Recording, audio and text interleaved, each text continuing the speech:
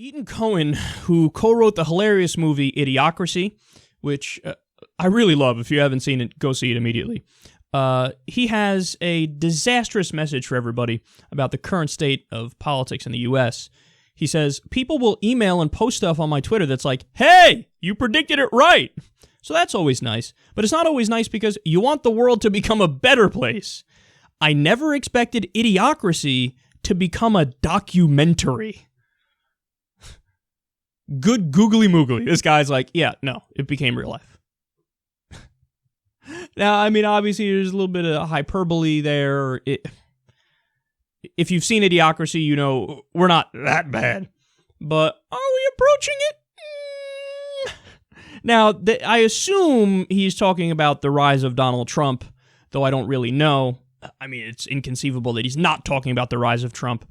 But yeah, what we have is like a buffoon narcissist with a meerkat on his head who's absolutely dominating the Republican race. And it's, I mean, there's a decent chance that Donald Trump is the next president of the United States. And if that's the case, we almost will have gone full idiocracy. But I actually, I want to slightly disagree with him here. I think he's half right and half wrong. Because there's this common belief, and some people on the right believe this, some people on the left believe this. I've heard people like Bill Maher mention it, where they think like, no, that's it. American people are stupid. The country's stupid, and this is evidence of it. Look, that Trump is dominating, and there's a million other reasons why we're stupid. And yeah, that's a fair analysis, and that's a fair assessment. And you could argue that's what leads to the fact that we're almost turning the movie Idiocracy into a documentary.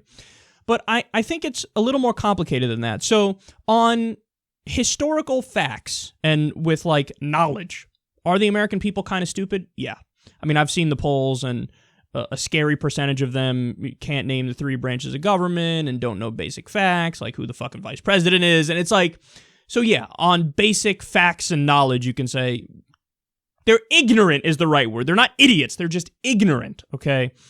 But when it comes to things that what their innate feelings are, what their gut reaction is when you ask them various political opinions, they're actually not stupid. They're not, and they're really not masochistic, is it the best way to put it. They kind of know what's right and what's wrong in terms of what to implement. So what I mean by that is, when you ask the American people, hey, do you want a Medicare for all system? They say yes. When you ask American people, hey, the inequality is a little crazy. You think we should tax the rich more? They say yes. When you ask the American people, hey, do you want to cut Social Security, Medicare? They say under no circumstances. When you ask the American people, hey, should we legalize weed? Yes. Hey, should we allow gay marriage? Yes. So you go down the list, the American people are fairly committed leftists. So their gut feelings on which direction to take the country, I think it's correct. Again, they're ignorant of historical facts and stuff like that. But in terms of what their gut reaction is to which direction we should take the country, I think they're 100% right. So then the logical question becomes, well, how can we have a political system that's so immensely fucked up? And there, the answer becomes money in politics and the establishment. So to say that, hey, the movie Idiocracy is becoming a documentary, it's hyperbole, it's a flippant comment, there's a kernel of truth in it. But overall, it's probably wrong because it's not like the American people are just stupid. It's the fact that our government has not been representing us at all for years. So people are just turning to any kind of solution they can imagine in order to try to fix that. And that actually explains the rise of Trump. When you have Congress that recently had a 9% approval rating in a fucking democracy, a 9% approval rating. How does that happen? You voted for the people. How does that happen? It's because they're not representing you. It's because they're representing their donors. So when that's the case, when the government and the establishment is so utterly non-interested in your well-being and what you want and what's supposed to be a representative democracy, well, then people are going to go, anything but these douchebags. So anything but the polished guys who pretend like they're for me, but they're not for me because they're never for me. Anything but that. So then that's how you get somebody like Donald Trump who rises up and every once in a while on economic issues, he says, I'm going to bring factory jobs back here.